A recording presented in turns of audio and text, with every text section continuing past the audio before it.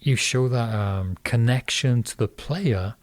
Even if you're not very good at it, you still want to play. Yeah. Because you can see that someone is invested in you. That's great.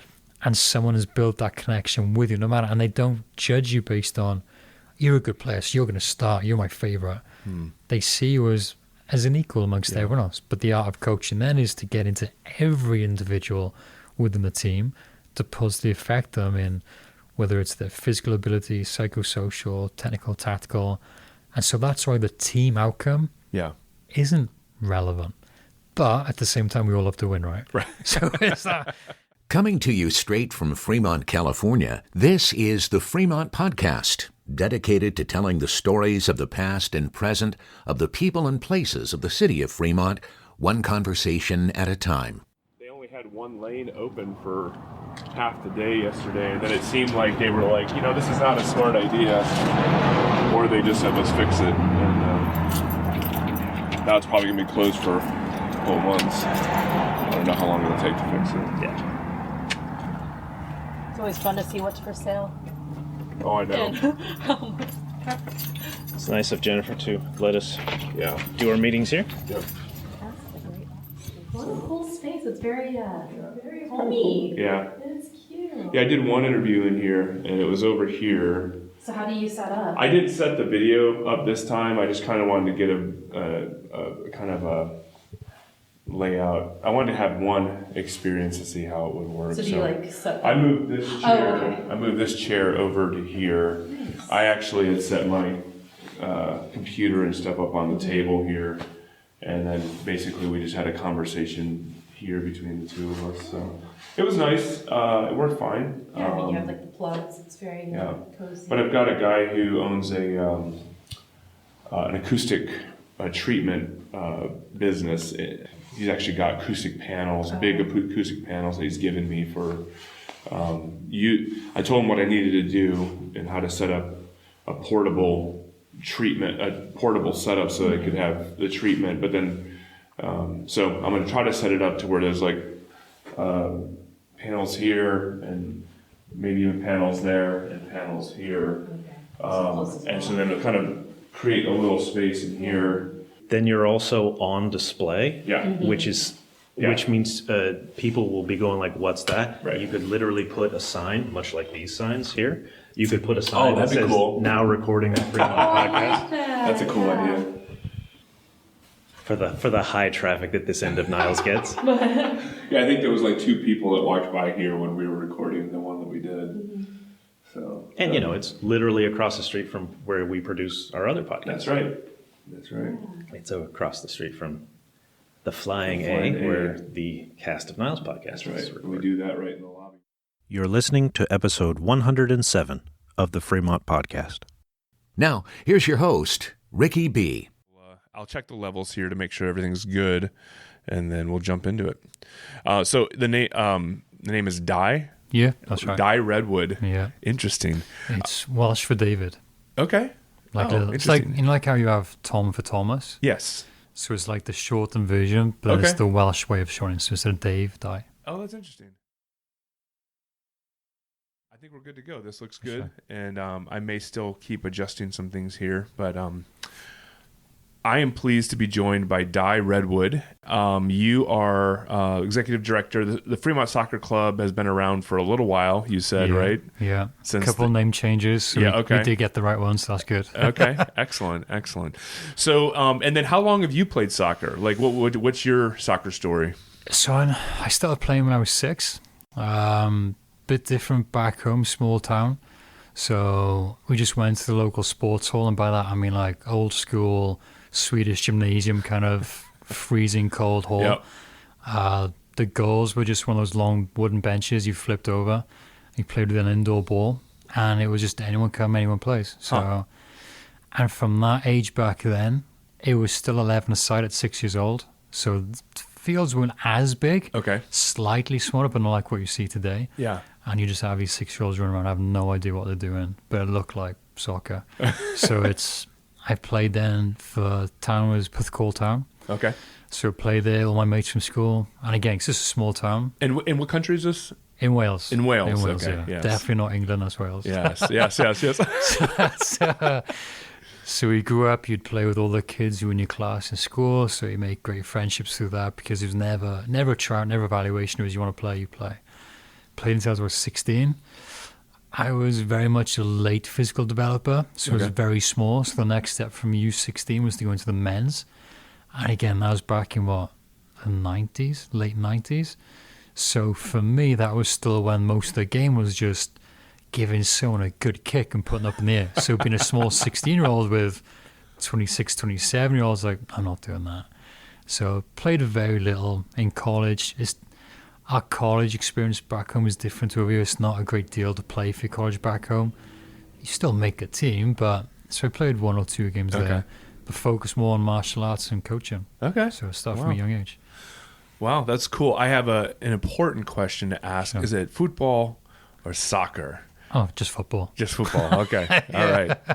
I'll slip between the two every now and Yeah, again. that's fine. Yeah, no, I before we started recording, you said football, and I was like, okay, there's I was curious. Do you have a preference, or is there? I'm wondering if in where you grew up, Wales or wherever, is there? Do they make fun of people that call it soccer? They did, but the funny part about this as well, even though we call it football, and the Welsh for it is peldroid, but football is what we call it growing up. The ironic thing is, soccer comes from the UK.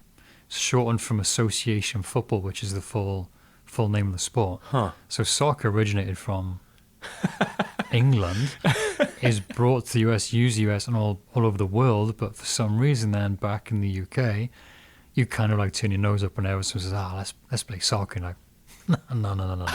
So even though they made the word up themselves, I don't know how it came around that way. That's funny. I want to go back to something you said about when you started playing soccer when you were younger. You said it was a good culture building or a community building activity for you. As you recall, like, what are some of the things that were like beneficial for you at that age? I don't know if you can put your finger on them. Maybe you didn't even recognize them at the moment, at that time. But when you look back, are there some things that were really helpful and healthy for you by playing soccer in that community? Reflecting back on it as you get, like I said, when you're in it as a 6, 7, 8-year-old, you have no idea. You're just going out and playing. Yeah. Obviously, learning more now through my education side of it, as when becoming a coach, you realize I got lucky that we didn't really have a coach. We had one of the boys' dads do it for the first to about 12, I think it was. And then one of the boys' grandmothers took over. So we were allowed just to play. There was no, and even when we had the dad who was doing it, even though he would set up like a drill, it'd be 10 minutes. It'd be drill and, okay, boys, play. That's how we learned, was through play, which is what we now know is far more beneficial. So reflecting back, we had a good team, a very creative, skillful team. And you can see by accident, that's what we had because there's a very hands-off approach, which made us also enjoy it. So most of the kids that were playing at 6 continued to play up until 16. And even now, another part of that is the friendships you make. Okay, school helps because we all went to the same school, but we still took different classes. We're still good mates now. So whenever I do get a chance to go back home, I go quite a bit, to be fair, but over the Christmas period, we still try and have a 5-a-side game with the same people who played from when we were 6. That's my goodness. 34 years later. Wow. So it's a great opportunity, and it might be because it was a small community to begin with. Mm-hmm. But when you talk to other people that have similar experiences as well, there's those friendships. And not only that, you learn to talk as well to adults. Because I always remember the dads on the side of the field, and they weren't critical and shouting and screaming. There was these 3 guys who I always remember. It was Mike Morgan's dad, Dan Evans' dad, Francis Bynum's dad. And it's like the 3 Stooges. They always stood on the sideline, arms folded, big jackets, it's freezing cold. They'll shout on, but nothing abusive or nasty. They'd never argue with people. Yeah. And that's where Dai actually came from. They were the first ones to call me Dai. Really? I really didn't like it.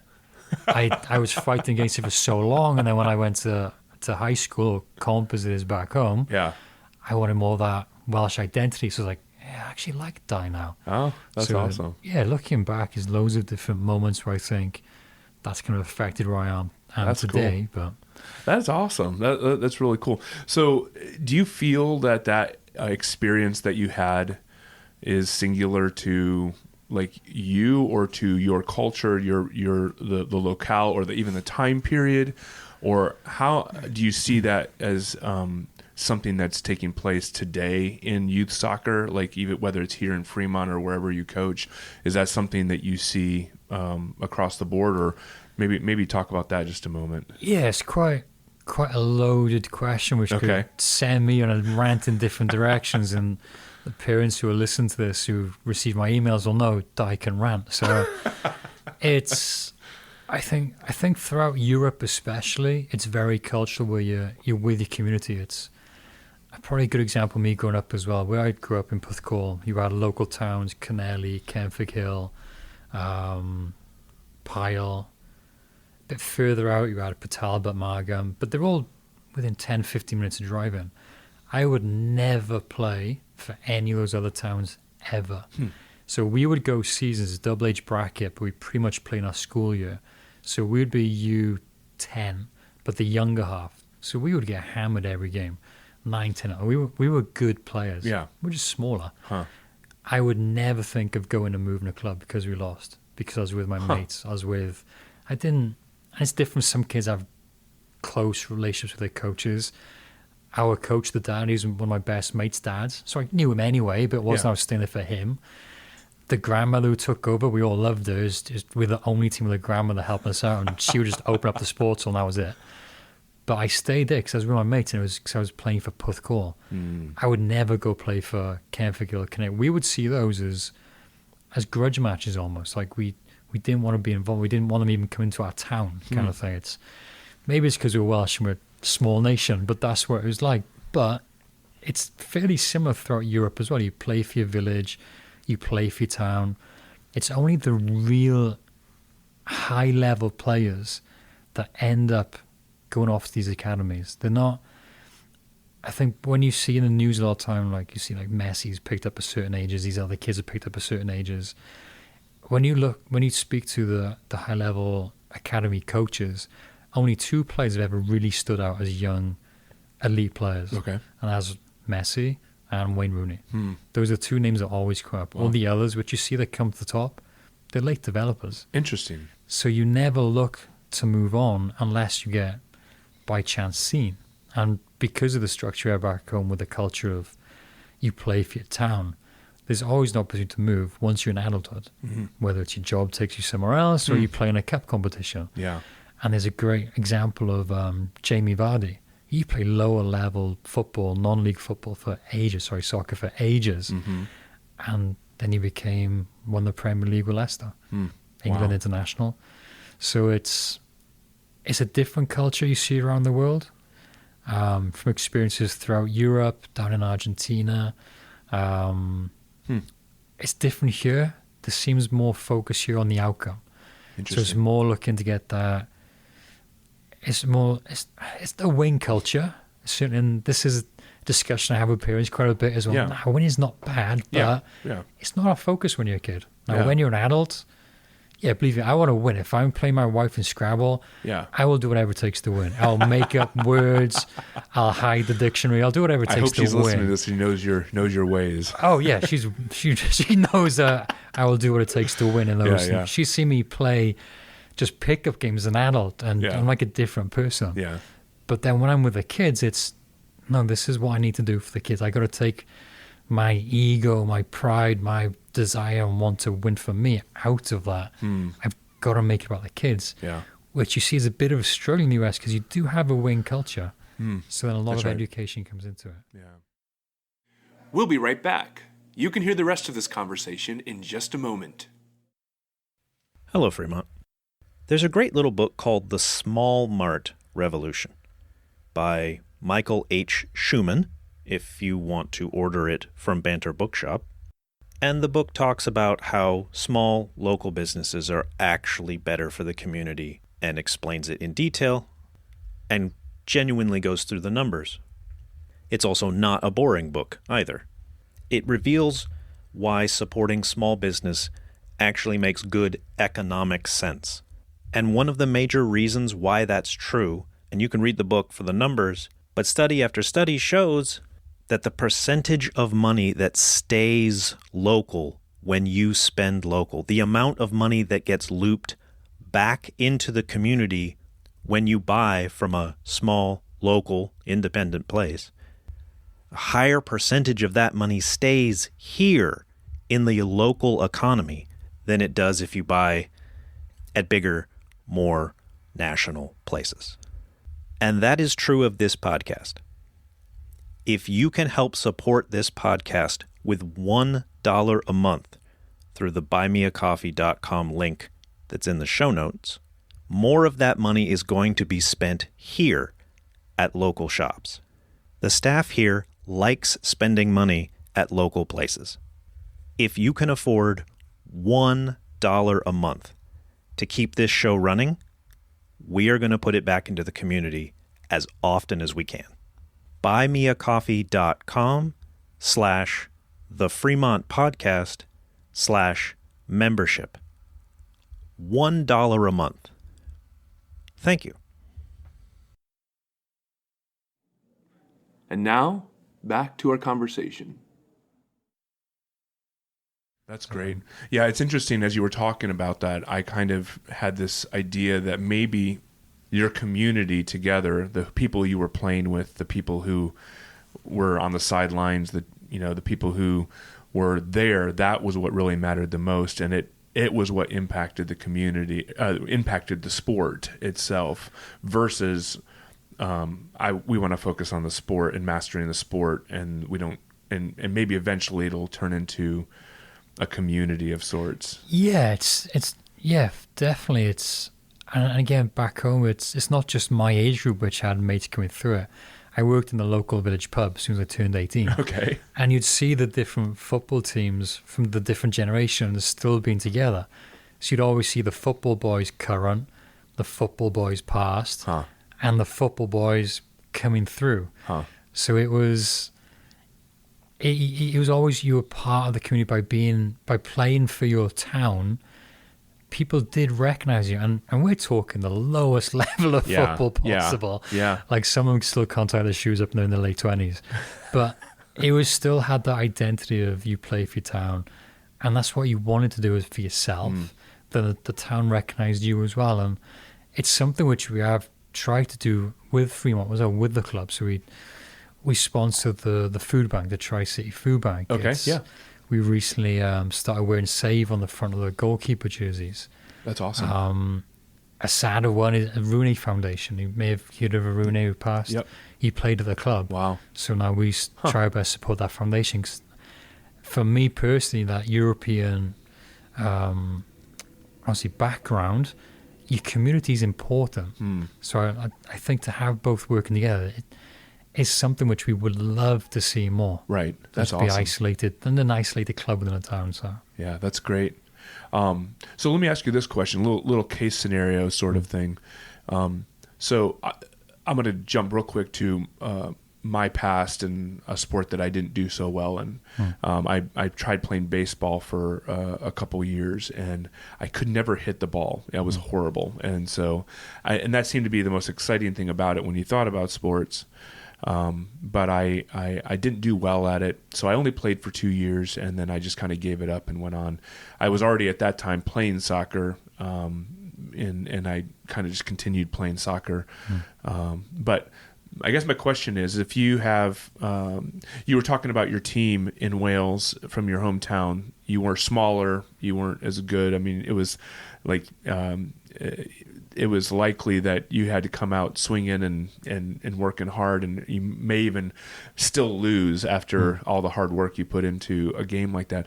What is the benefits? What are the pros and cons of losing for a child, and what are the pros and cons that you see for somebody being successful and excelling at the sport? These questions are brilliant. No, there's so many different tangents to go on different levels of it. It's again, this is coming back to some discussions with parents. You don't go out when you're coaching the youth and you have a developmental model. It's process driven. So we're not looking at the outcome on a Saturday. That has no effect on what's going to happen in the future, because there are so many tangibles that's going to affect that. We don't know home life, how that's going to affect the player psychosocially, friendship groups from schools. We don't know physically how they're going to mature because they haven't gone through the maturation yet. So what we try to explain is, look, the youth game it's almost a different game to the adult game. You've got to separate them, because that's where you want to get to. Sure. You're starting you at the beginning of the journey. It's like when you go out for a drive, right? You start somewhere. It looks nothing like where you're going to end up. That's right. You're going to take a path to get there. You might get lost a few times, break down. Yep. Things are going to happen. Yep. So when you lose, and it comes down to your coach as well. It's so important with this part as well of the psychosocial support. Again, I do my best to go scientific and researchy, but it's okay to lose a game when you're younger. It's okay not to be on the best team, because when the coach is invested in your child as an individual, they're supporting them more holistically. So I'm looking at, and this is what we do as a club, is we look at the players along a pathway, and everyone's going to develop at different rates. Think of stocks. They go up, they go down, but they generally always go up. But they're at different rates. So we look at the individual. Well, how does this individual now need to be challenged? So if they're on a team that isn't winning, then we'd say, okay, well, first of all, is it detrimental to your growth? More than likely not. How can we do individual interventions to support you within that game? Which then supports confidence, because as long as you make that individual feel like they're competent, that's going to help support their confidence, whether the team wins or not, because then you can set them their own individual goals. That's great. And as long as then you show that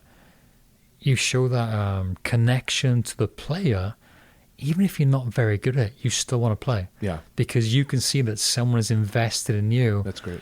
And someone has built that connection with you, no matter, and they don't judge you based on, you're a good player, so you're going to start, you're my favorite. They see you as an equal amongst everyone else. But the art of coaching then is to get into every individual within the team to positively affect them in whether it's their physical ability, psychosocial, technical, tactical. And so that's why the team outcome isn't relevant. But at the same time, we all love to win, right? Right. So it's that. If you are looking to buy or sell your home, look no further than Petrocelli Homes. You can find out more about them at petrocellihomes.com or pay Jennifer a visit in downtown Niles. Okay, I'm stealing this one off of Yelp, but this is the whole point. Banter Bookshop in downtown Fremont. It has become a routine hangout spot for my family after we eat at nearby establishments. 1,000 times yes. Going out to eat, hanging out at a bookshop afterwards, it does not get better. Local independent bookstores are there to be community spaces. Their book selection is often hyper-tuned to the local community. It's a place to meet and to go to after you eat. They hold events. I literally typed in the word bookstore and community, and I immediately found 2 articles. The first article from 2018, guess what's anchoring many small downtowns? Even in the age of online shopping, the answer is bookstores. And another article from Strong Towns in 2019, how a local bookstore can make your town richer in more than one way. Banter Bookshop is on Capitol Avenue in downtown Fremont. I used to coach our 2002 boys team. Okay. And we went to, I won't name the club, I don't think that's fair, but we went to another club in a state cup game, and we were winning 4-0 after 15 minutes. And so already, and it's something I believe in, and we don't see it anymore, which is frustrating, you control a scoreline, because you're going to demoralize these other kids, and it's not right. Yeah. So anyway, so we do our own little games, and by half time it's 6-0. For the last 10 minutes of the first half, we haven't lost possession. The ball's just staying in play. It doesn't even go out for throw-ins or corners, nothing. It's just cycling possession. It's so boring. Yeah. And the players come off, and they're bored. They're asking, can we go home? Can we just stop? And I'm bored, because no one's been challenged in this environment. Yeah.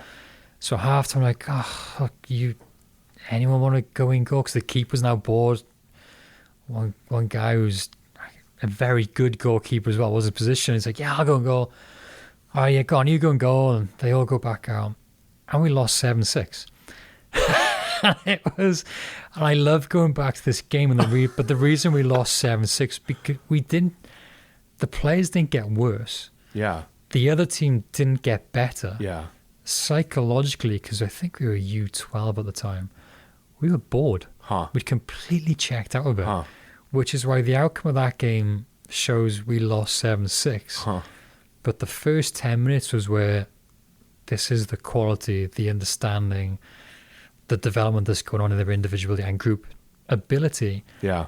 But then psychosocially, being 11 years old, it was boring. We don't want to do it. Yeah. And even every time a goal went in, they were gone. You couldn't. They zone out. So that's a great example I always think to go back to of, look, that outcome had no reflection of these kids. Because a lot of those kids did go on to play college. Yeah. The one player I just mentioned is now an All-American. Wow. Got his award last week. They're an exceptionally talented group of kids who went on to play at a good level with the club, high level of the club. Wow. So don't worry about the outcome. If you like baseball and you can't hit the ball, but you love going out there and swinging at it anyway, just keep going. That's cool. Because you'll play them when you're older. Yeah, I actually I'd said this on another interview we did with a local baseball league that plays here in Fremont. But I said, I as I got older, I didn't even want to play softball because I had this idea I couldn't hit the ball, and I did. First couple times I tried playing softball as an adult, I struck out, and I was just like, this is stupid. I'm so embarrassed. But then I had a turn, and I started playing, and I had some successes at it. And after I started figuring it out, I was like, oh, I like this. And so as an adult, I have enjoyed not baseball but softball. But it was there was something I think developmentally at the time that was just not happening for me. When did you get started here in Fremont? Like, what was it that brought you here, and did you jump right into the Fremont Soccer Club, or how did you transition into what you're doing now? So I got here by accident. Oh, so okay. It was not you Fremont took a specifically. right when you should have taken a left. Close, but it was. I was in college at the time, and this was back before you really used computers for anything, right? Right. I'm not that old, actually. I'm only 39, but it was I was still I think we were probably in us. college around the same time because we didn't use cool computers for a whole lot of. Yeah. But it was still mostly when you did applications, still paper form up on the post. So this company come around, and they were looking for summer coaches. So because I was studying sports coach at the time, Where did you go to college, if you don't mind me asking? it was similar to what they do over here now with junior college to 4-year college. So I did 2 years at Penn Code College to then finish up with another 3 years to do a dissertation as well. What was UWIC, which is Cardiff University, now Cardiff Met. Okay. But more recently, I went back and did my master's in football coaching. Okay. And that was at University of South Wales. Okay. So all my education has come through Wales. Okay. Very cool. But yeah, to get here though, they come around asking, we need coaches, and I was like, yeah, go on, doing. A couple of my mates in the class were, yeah, go on, let's do this. It's great, it'll be a holiday, and we get paid to go out. Never been to America, and so anyway, I fill out the form, get home, put it in the post box, and I didn't really think about it. Next day, check. Do you guys do applications? Oh no, I've done it. I just got to send. Cool. Don't think anything about it. So I get my letter back, and then from the company saying, oh, you've been selected. Work for the company, and it's going to be San Jose. I had no idea what San Jose was then. And someone kept telling me the song, Do You Know the Way to San Jose? Right, and I still had no idea. So I was like, all right, this is cool. It's California, though, so it must be good. And cool, yeah. again, being a naive Welshman, thinking everything is palm trees and beach. California's massive. So anyway, I go back into college the next day, and I'm like, oh, boys, were we all going to San Jose, or were you going? Turns out none of the others applied. They never fill out their application. Oh, my word. So being fairly shy at the time as well, I was like, I'm going to a different country on my own. I'm 19. This is nuts. Wow. So I come over, did the first year with it. Absolutely loved it. Still got, so you'd be with a host family for the week. Okay. Coach on a camp, soccer. So I've still got good friends with one family for my 5th week in that very first year. Wow. So we stay in touch. It's crazy because they had 3 daughters. Okay. They've all now got kids, which is wild because when we went there, I think they were 2, 5, and or 2, 4, and 7, and now they're married with kids. But, Wow. So that's where I come over to do the camps. I'd been doing the camps for 5 years. Seeing there was an opportunity with another company which would put you into club placements. So I reached out to them, got hired, had no idea where I was going. And then I was told, you going to Fremont. Wow. So ended up here in 2009, and I've been here since. You were doing this year after year. Was there something that was significant for you as a coach to adjust to when you came to Fremont and became a coach for a longer period of time? Oh, definitely. So as far as the culture side of it goes, it's quite a big difference in culture between the US and the UK. Yeah. I think because we both speak predominantly English, you think it's just, and because we take all of your TV shows and we're basically 6 months behind the US, people think there's not much for a cultural difference, but we actually do a trip every 2 years to the UK, not for exposure. For the culture. The culture, the football culture. Yeah. But no, so when I came over, the biggest thing was food. The amount of food, the different kinds of food was amazing. Like Taco Bell for that's the time I came over was like a top end restaurant, and the malls, how cheap the clothes was. You'd always come over, we'd stock up on Abercrombie, that's funny. Hollister, all the surf gear, and it was like just this rotation of every car giving new sizes, and so culturally a lot different. It was a lot. Everything's bigger. Yeah. To now, when I go home, most of our houses back home are bungalows, especially in the town I'm from. They're just 1-story little bungalows, and the roads are tiny. So for 1 lane outside is basically what we have for 2 lanes in opposite direction. Yeah. So I walk down the street feeling like a giant. It's incredible because I'm only 5'9" anyway. Right. I walk through there, I feel like I'm massive because I'm bigger than the houses, and so it's weird. It only lasts for a couple of hours, but that's the one big difference between the two we come back before. But as far as the coaching, I hadn't done much football coaching in the UK. So because I'd taken a break from playing, because of that leap into men's football, I focused more on martial arts, karate. Okay. Yeah. So I've been doing that since I was about 8 as well. So at this time, that's black belt, second dan. The instructors had started to give me a bit more freedom to do some coaching within there as well. So when they would take, whether it's beginners or the higher level belts, I would go with the other group. So I would do more kind of instructing with them. So my early coaching was more instructional rather than more modern methodologies. And so to come over, and then in the summer camps was great, and it was all fun games. Your Austin Powers for one game, your Bugs Bunny another game. So when I come here, it was more, no, this is proper soccer now. So I remember going to my very first session, and I was just stuck. And it happened when I did my first camp. Interesting. I froze, and the girl I was working with came over and went, just come over with me, I'll sort you out. So it took me a day or two, because it is totally different from when you do your interview sessions, and you can learn everything that you want. When I was in college with the football, but because all of my actual experience was instructing, it was totally different to coaching. Wow. So when I came here, expectations for different sessions. So I did struggle for the first 2-3 months. I didn't like it because it was so different. I struggled to adapt. I was so used to being able to go to the gym every day. I had making my own meals, but now I'm living with the host family. They couldn't find the host family for a while. So I was through different families, all lovely people, but I never had that consistency with it. So for the first 3 months, I was struggling at my job, not having the gym as my kind of release to get to, not knowing anyone. So I didn't know anyone at all, not even the people I worked with. Yeah.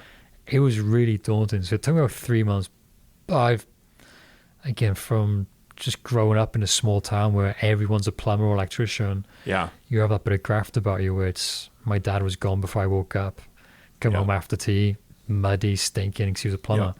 So I learned that, thankfully, through him, that time is going to be difficult. You need to graft, get through it, and work at it, and now I'm running it somehow. Wow, that's crazy. The parents they have their kids in the club for a purpose. And I think that they may not even know what that purpose is entirely. They might have a few primary ideas that, I want my kid to benefit from this, or, whether it's just the experience, whether it's just learning them, helping them to be physically active, develop physically, or it could be even beyond that. I want my kid to be successful, and this could be a scholarship thing for him down the road, or her. And I'm just wondering, but in some sense, I think it's important for those two trains, if you will, or those two avenues to come together. 100%. Like the parents need to know why you are there. They need to know why you're coaching and what you're looking for, because they feel that sports is good for their child for some reason, and they may not know why. They may have an idea. You have a better idea as to what this particular sport, what soccer might do to benefit their child. But if you never have that conversation, then those things are never going to get communicated and never get said. So I can totally see why it's a benefit to be able to get to know your parents and to be able to spend time with them as well as the kids. So yeah, you nailed it then as well. You generally have three reasons why kids will play, right? It's for fun, it's to be social, or it's to improve. And you can have all three. Sure. Or you might just have the one. Yeah. So it's important that as a club as well, that you can accommodate for all those. So we do have different programs. We have grassroots, we have competitive, which is a dreadful name to have for it because it sets the wrong mindset at the beginning. But I can't change that on my own. That's a national thing that needs to change. I was going to say, everyone's using it, which, I can totally see that. Because it already takes you from development to when you think the word competitive, you think, I'm going to go win. That's what it's like, the direction it pulls you in. Yeah. Well, competing can also be framed as just being better every day. That's right. Competing with yourself. That's right. So I wish they would take that word away from it. But anyway, we have that. We have that pathway. We have the grassroots pathway. So we can try and accommodate for everyone. We have a pathway in the middle of what's our training pool. So some players and we run different to a lot of clubs in certain ways, very similar in others. But we don't believe in cutting kids. We don't believe in tryouts at young ages. It's wrong. Every kid should be given the opportunity. How you tell a 9 or a 10-year-old that you're not good enough to play the sport you want to play and have the opportunity to be coached, I think it's just so detrimental to long-term recreational participation. So we select every player as long as you have a space for them. And then even when they get older, you do get late developers. You get kids who come in late. So if they're not at the rate of development of the teams, but they don't want to go in grassroots because they like to be coached, well, we have a training pool. So you won't be on the team, but you're going to follow the same curriculum with other players of similar kind of objectives of wanting to be better to play on a team. So we try and balance all three of those. And you're right, sometimes the parents aren't aligned with what the child wants. They're not quite aligned with what the club is trying to achieve.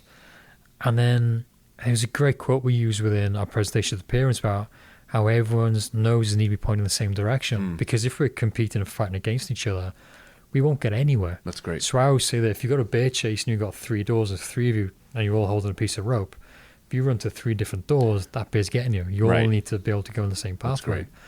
So in order for us to be able to do that, it stems and it goes a lot deeper. To first, we need an identity. So what's our mission, our vision, our purpose, and why do we want to be a certain way? Then we've got to look, and that's just the cultural side of it. Then you look at the football side. Well, how can we take those values and beliefs and behaviors and put it into an actual football framework and structure? We've then got to look at what the potential endpoint is. And because there isn't a Fremont MLS franchise team where around the world that would support the youth program, here you've got youth programs trying to prop up the adult game. It's upside down. So we've got to think, well, they could go to any college, they could go to any MLS, USL club if they're at that level. So we've had to put together a pathway which is going to make them, and the Dutch call it a 360 player. So they're good at all different things, not one specific style. We've then got to find a style of play so kids can learn through it. And we've also then got to find the way in which we teach them. So what's the learning theory that goes behind it? So all of that's got to be aligned. And then we've got to get the buy-in from the parents. So my job is to try and educate, support parents on why we do it, why it works. Because it's a process, you don't see those short-term outcomes. You've got to be very patient. Yeah. That's difficult in today's modern culture. Yeah. To be patient, to wait, to work to what we want. So that's a struggle. But it's my job trying to educate about why it's a good pathway to go now. So yeah, it's, again, you see one question. That's I've great. gone about No, this is amazing. 8 different I love paths. it. So it's, I love it. We've had to take Fremont as a community. We've had to take potential destinations of players, age-appropriate pathways, different methodologies, and also the theory and science of actual learning to align it all so it fits. Yep. So then players get the best opportunity. I feel like I've been trying to insulate myself from becoming that competitive parent. You know, my son is involved in sports, but I know of some parents who are like, if I get my kid in the right soccer club or in the right sports club, then ultimately it's gonna raise their chances of being able to succeed at a collegiate level or at, you know, or go beyond. I feel for parents, I really do, because there's so much noise and there are so many promises being made to parents. And if you look at the market, and again, I don't like it's a business. It's not a development model as a culture, it's a business model. Yeah.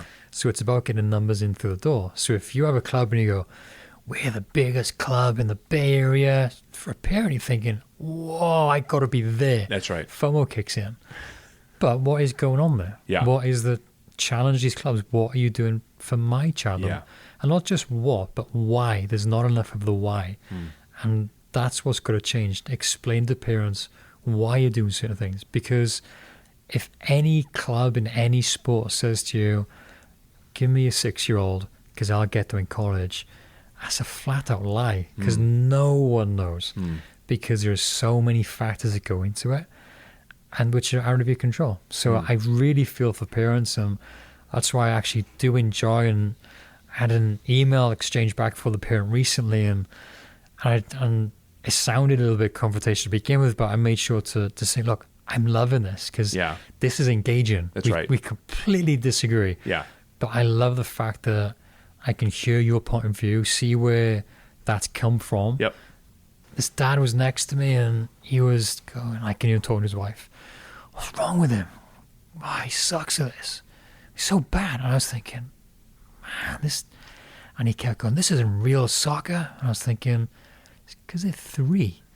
There's a lot of FOMO going around. Yeah. Especially social media. Get your kid on there. Yeah. There's a lot of, well, this doesn't look like what I've been told looks traditionally. But I love it because the game they were playing was they were holding a disc and they were swimmers in the sea and they were using their disc to swim around. And when they see the shark, you throw the disc in front, you jump on it.